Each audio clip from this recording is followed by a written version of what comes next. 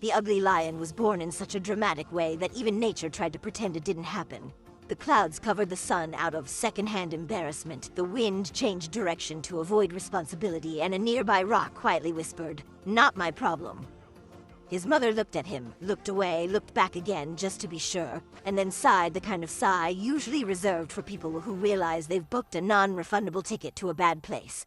She named him Ugandu because honestly, any name would have suffered the same fate. Ugandu's face looked like it had been assembled by different animals working independently with no communication. One eye was optimistic, the other had already given up. His nose leaned sideways like it was avoiding commitment. His mouth permanently rested in a shape that suggested he had just smelled something suspicious and blamed you for it. His mane did not grow. It panicked. Other lion cubs were cute. They were fluffy. They rolled around adorably. Ugandu rolled once and scared a butterfly into therapy. At first, everyone tried to be polite. The jungle is big on manners, at least for the first 5 minutes. "Oh, he's very unique," said one ant lion. "Yes." Another nodded. "Very unforgettable." The birds agreed by never forgetting him and also never coming back. Ugandu grew up not knowing he was ugly. He assumed everyone else was just dramatic. When animals stared at him, he thought he was famous. When they ran away, he assumed they were late for something. It wasn't until the day he discovered reflections that things took a turn. Ugandu walked to the river one morning, thirsty and confident. He bent down to drink, saw his reflection, screamed like a goat with trust issues, jumped backwards, slipped on algae, fell into the water, resurfaced coughing, and yelled, "Why is the river attacking me?" A crocodile slowly lifted its head and said, "Brother, that's your face." Ugandu stared again. The reflection stared back. The reflection did not blink. The reflection did not apologize. Ugandu poked the water. The ugly lion poked back. He screamed again and ran away, slipping twice and tripping over his own tail once, which he had forgotten existed.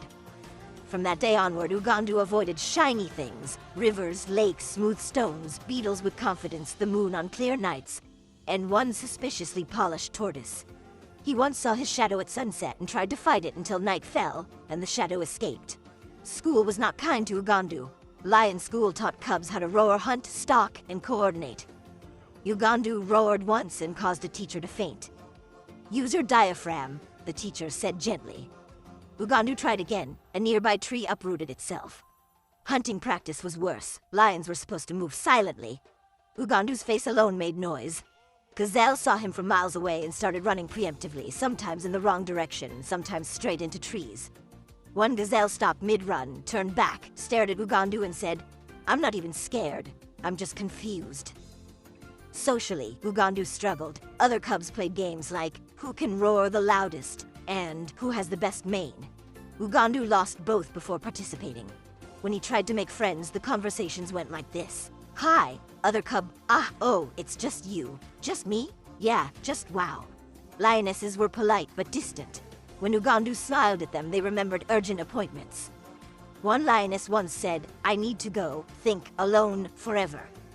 Ugandu tried improving himself. He rolled in flowers. Bees chased him. He rolled in mud. The mud rejected him. He practiced smiling in private, but even he flinched.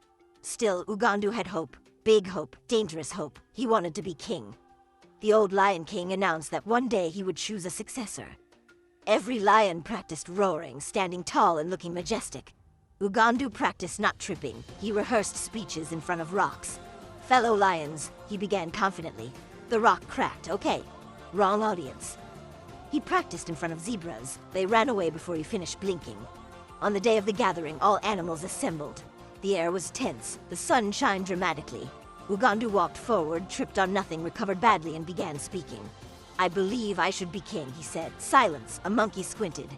"Is he serious?" The old king cleared his throat. "Son, leadership is about strength, wisdom, and presence." Ugandu nodded proudly. "And," the king added carefully, not causing emotional distress, just by standing. Ugandu was gently escorted away. A hyena patted his back and said, "Hey, at least you tried." That night, Ugandu sat alone on a rock. The stars dimmed out of respect or fear. Ugandu sighed.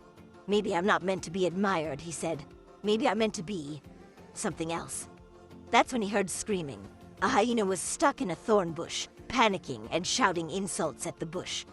Ugandu rushed over without thinking. He pushed through thorns, ants, and poor decisions, ignoring pain. He freed the hyena. The hyena stared at him. "You're ugly." Ugandu nodded. "I know." "But," the hyena added, "you're also brave and terrifying. And helpful. Mostly terrifying." Word spread. Slowly. Animals whispered, "Yeah, he looks like that, but he helped me." Ugandu rescued stuck animals, scared off predators, and protected weaker creatures without even roaring. He just showed up, and danger reconsidered its life choices.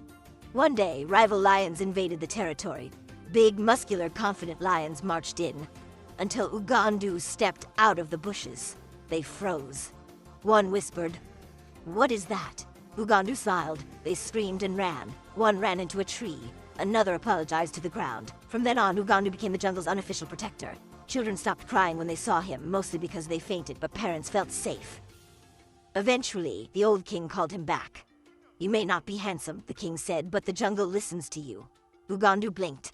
"Out of respect?" "Mostly fear," the king admitted. "But still." Ugandu never became beautiful. His mane stayed confused. His face stayed aggressive to mirrors. But he walked proudly. Years later, Ugandu passed the river again. He looked into the water. The reflection stared back. Ugandu smiled. "You're still ugly," the reflection agreed. "But," Ugandu said, "you're my ugly." The crocodile clapped. The river shimmered nervously. Somewhere, a pigeon fainted. And Ugandu laughed, so loudly that the jungle laughed with him, not at him. The ugly lion never changed his face. He changed the jungle instead.